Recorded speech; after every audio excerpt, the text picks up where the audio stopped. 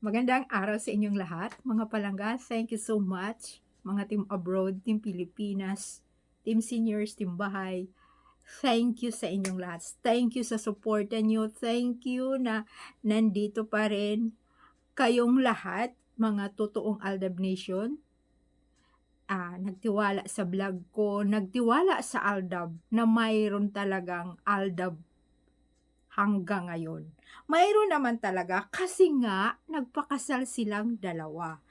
Pero ito pag-usapan natin mga palangga, si Maine.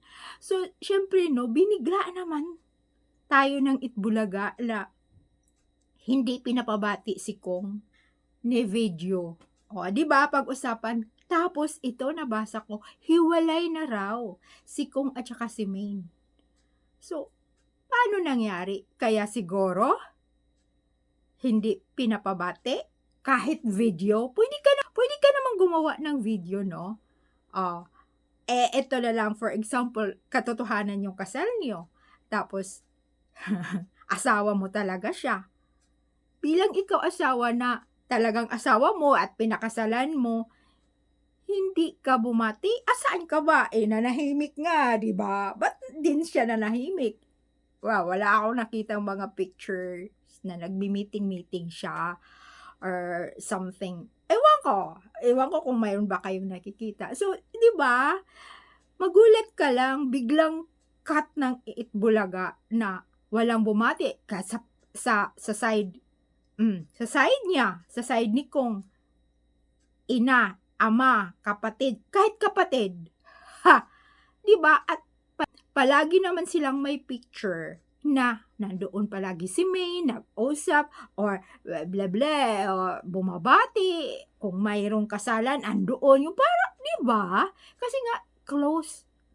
Pero ito ang kabaliktaran, hindi talaga yun totoo. Yung mga inilabas. Ito kanya-kanyang opinion. Wala talaga yun. Hindi kaya katotohanan. So, sinong gumagawa nun? Sinong naglalabas yung mga picture na yun at sinong gumagawa ng mga fake picture? Oh, di ba magtataka ka? Biglang winala. Hiwalay na. Ay tapos, syempre no, siguro ang daming nagbi-message. Hindi natin alam kasi sa panahon ngayon, pag hindi ka kahit politician, kahit hindi ka sikat, kahit vlogger ka lang, magmi-message talaga yung mga fans sa'yo, sa mga post mo, or siyempre sa iyong social media, may nagmi-message talaga doon. Siguro nagmi-message doon kasi naglabas yung si Kong sa kanyang account sa IG niya. IG kasi parang nabasa ko sa IG niya na andoon silang dalawa. Na dito lang si Maine, kung makikita nyo, mayroon nilabas siya na, ayan, binati niya. Pero walang video yun na picture lang at mayroon pa doon sa dulo, I love you. Siguro natambaka na or may nagtanong na sa kanya or inutusan ulit. Diba? Yan ang tanong Yan ang tanong at bigla naman. Sa bagay nga ito na ba mga palangga? Ito na ba ang sign na talagang papunta na tayo sa katotohanan?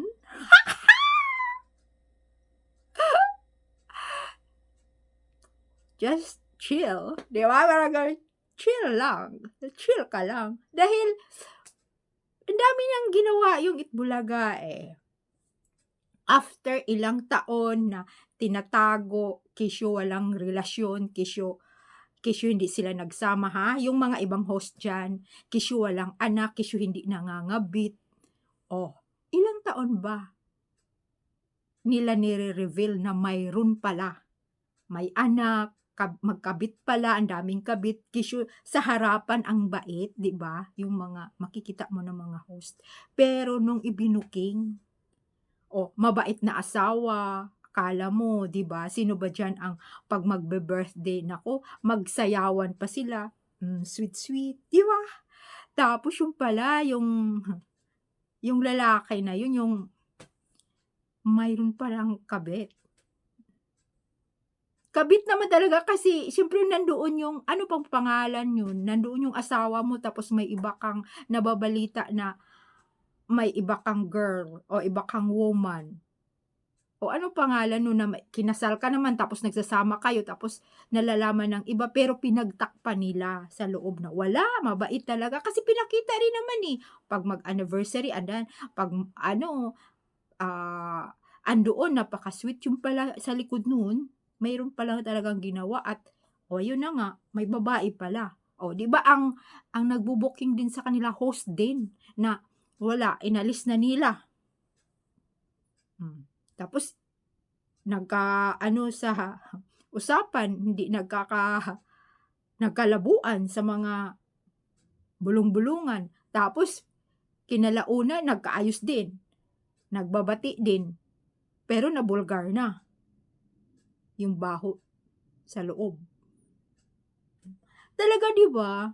Siguro ganun nga, kaso nga lang may isang kaya siya na tinanggal dahil siyempre kung wala na rin siyang ginagawa doon at nagbabawas na sila ng mga tauhan, so tinanggal na siya, hindi na siya kailangan dahil hindi rin naman siya ang tinanggal lang, 'di ba? Mayroon ding babae na lumipat na sa ibang istasyon at nandoon na nga rin.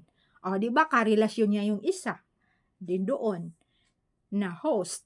Oh, kaso nga lang, oh, nag-asawa na talaga yung host na yun. Oh, kilala niyo at siyempre hindi naman natin 'yan masasabing hindi natin kilala. Kaya nga minsan talagang salamat at 'yan na nga rin naman yung mga sinasabi noon na ng mga fans na, "Thank you na talagang hindi na single si M, umpisa pa sa kanyang career, uusbong pa pero siyempre nga nakakita na siya ng kanyang kabiyak, oh, pero siyempre noon katotohanan yung mga inilabas nila.